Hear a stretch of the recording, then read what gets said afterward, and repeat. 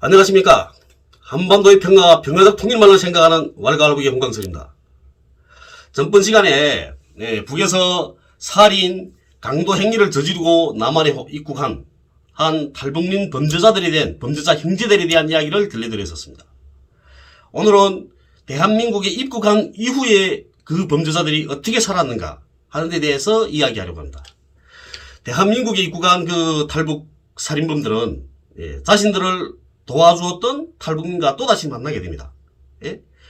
그때 당시에 이 탈북민은 작은 사업체를 운영하고 있었는데요. 이 새생활의 길에 들어선 줄로 착각하고 있었죠. 그리고 남한에 와서는 그렇게 살면 안 된다. 이러면서 다 이루고 이렇게 했던 겁니다. 그러던 이렇게 일행을 이어가던 어느 날 이 탈북민 형제 중에서 그 한 명이 형이 그 여자친구가 생겼다면서 그 데리고 온 겁니다. 이 탈북민한테 소개할라. 인사시킬라 데려가는 거죠.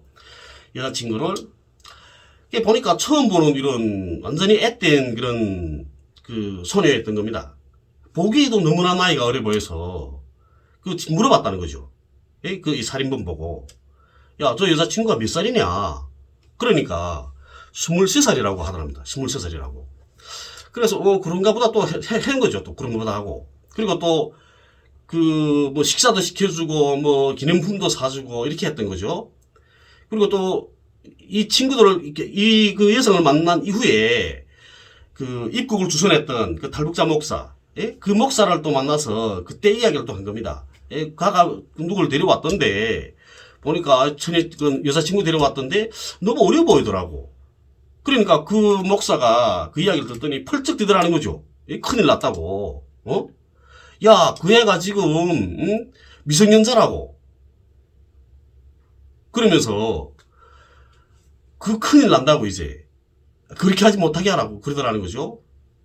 그래서 이 친구가 그 친구한테 전화를 한 겁니다. 그 살인범한테 전화를 해서 이야기를 했죠. 야, 니 그 애가 지금 미성년자라는데 너 그러다 이제 큰일 난다. 야, 그 애 빨리 집으로 보내라. 가네 집으로. 근데 이제 그 미성년자는 그 중국 동포입니다. 그래서 어머니가 지금 한국에 와서 살고 계신다고 하더라고요. 그래서 왔댔는데 어떻게 이 살인범들이 손에 걸려들게 된 겁니다. 그래서 이게 욕하게 됐죠. 그 친구한테 그렇게 하지 말라고, 그렇게 살지 말라고 했던 겁니다. 근데 그때 당시에 그 살인범의 나이는 34살이었습니다. 34살. 그러니까 그렇게 돼서 그 다음에 이 여자친구하고 사이가 벌어지게 되고 여자친구는 중국으로 갔다고 하더라고요. 그 이후에 그 어머니가 와서 또 뭐 복잡하게 놀았겠죠. 어쨌든 그렇게 돼서 이 여자친구는 중국으로 가게 되고 그 다음에 이 살인범은 자기를 도와줬던 그 사람한테 이 반감을 품게 되는 겁니다.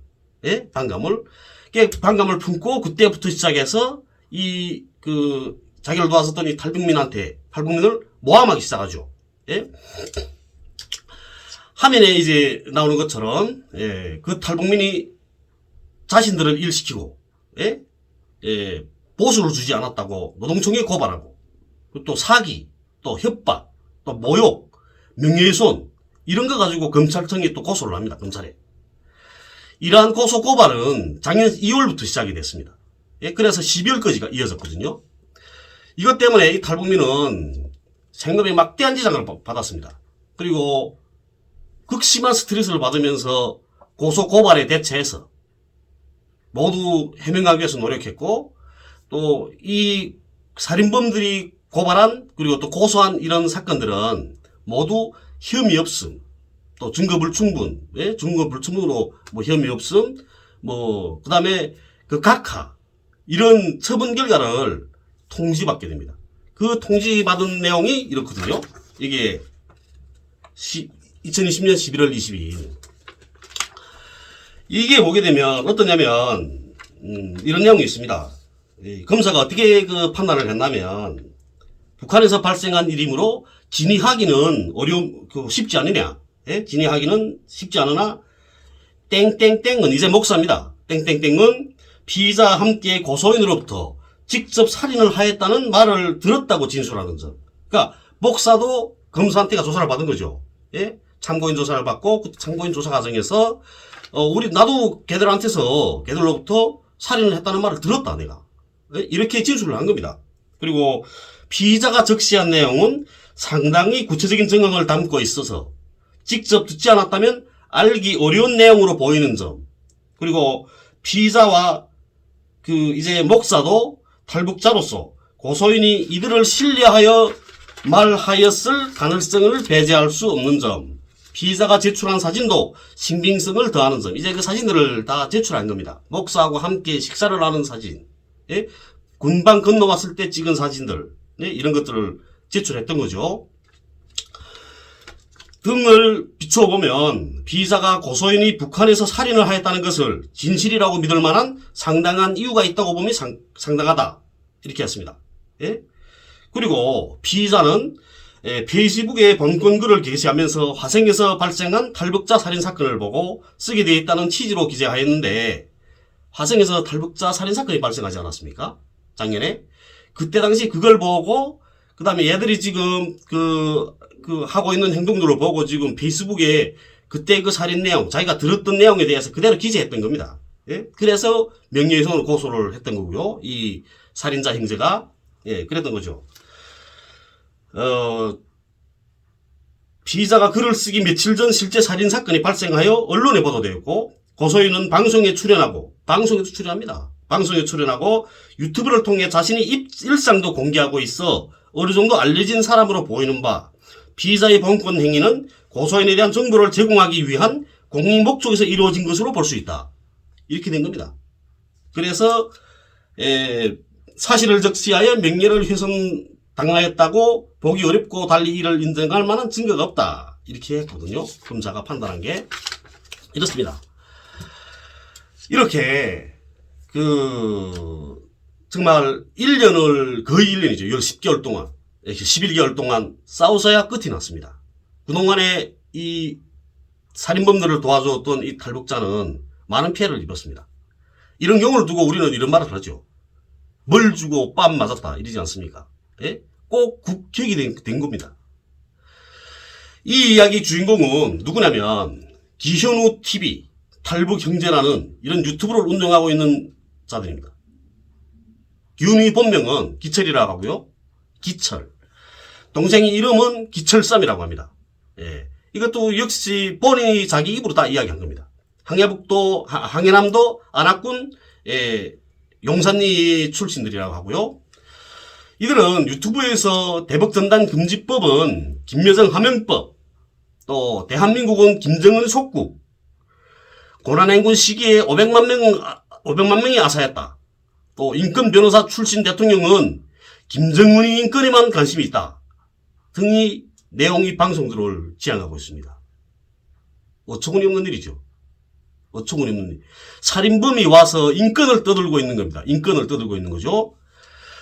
그리고 어쨌든 자기는 우익 보수라고 지금 칭하고 있는 거 아닙니까?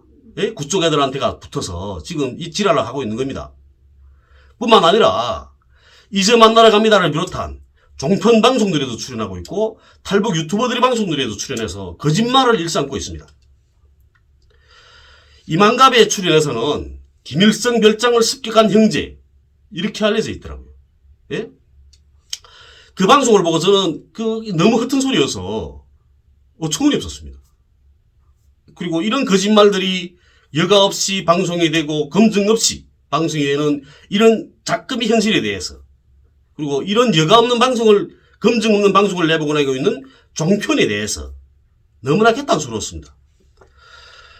그 방송 들어보니까 자기들이 무슨 호위국 건물 관리하는 그런 군관이 딸이 자기 여자친구였는데 또 여자친구는 또 신한중가 있다고 하더라고요. 그러니까 이제 이 살인범들을 도와준 또 탈북민들이 나서서 또 여자친구를 또 찾아 그지셨댔답니다. 또 예? 그래서 신안주에 있는 이런 여자친구를 찾아줬다는 거죠. 그런데 그 여자친구와 함께 근데 이 사건 내용은 신안주가 아니고 남포라고 했거든요. 거기서 지금 하수도를 이용해서 김일성 주석이 쓰던 별장으로 들어갔고 거기에서 그 까벨선 있지 않습니까? 그 까벨선은 피복을 아연, 연 가지고 이렇게 하거든요. 예. 그 피복을 연 가지고 씌우는 겁니다. 좀 두껍긴 하죠. 네? 그런데 그 까벨선을, 그 별장 안에 있는 까벨선 그 연을 벗겨서, 예, 이렇게 팔아먹었다. 이렇게 말하더라고요. 그런데 얘들이 모르는 거는 까벨선이라는 거는 안에 선이 들어가 있고, 전기선이. 그 위에 이제 그 보호막 씌우고, 그 다음에 이제 연아연 같은 걸로 이렇게 피를 씌웁니다. 그 위에 철띠로 또 감거든요. 그러니까 철띠를 벗기고, 그 다음에 이 그 연아연을 뜯어내야 되는 겁니다. 칼로 쭉 잘라서 이렇게 뜯어내야 되는 거죠. 예? 그런데 뭐라 말하냐면, 4명이서 들어갔는데, 그때, 예, 거기서 아연 240kg를 가지고 나왔답니다. 240kg를.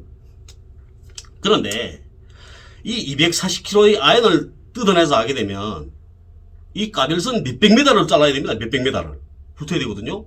그런데 우리는 이 영화에서 나오는 거 보게 되면 이렇게 그 지하도 안에 이렇게 선들이 쫙 있지 않습니까? 관들도 배관들도 있고 그렇게 되어 있는데 북은 그렇게 되어 있지 않습니다.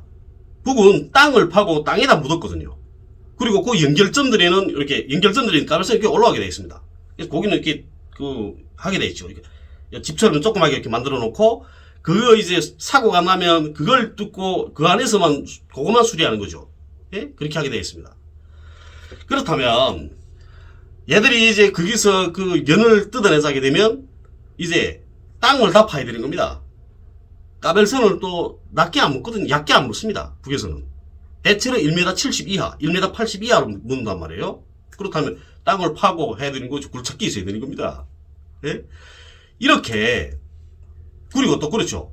이 그 까벨선 그 숱한 그 몇백 메달을 되는 구간을 파고 어쨌든 뜯어내고 하는 동안에 그 별장을 지키는 그 특각을 우리는 특각이란 말하죠. 그 특각을 지키는 허위국이 몰랐다는 건 말도 안 되는 겁니다. 이거는 제가 90년도에 제가 경성고등물리전문학교를 갔었거든요. 그때 훈련 나갔다가 이렇게 거기에 들어간 적이 있었습니다. 제가 그 경성군 장평리라는데 거기에도 이제 호위국 그 특각이 있거든요.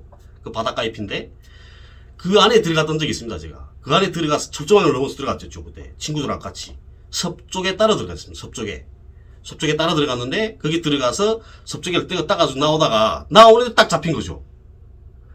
벌써 우리 그 섭쪽만 넘어 들어가니까 거기서 신호가 간 겁니다. 경고 신호가.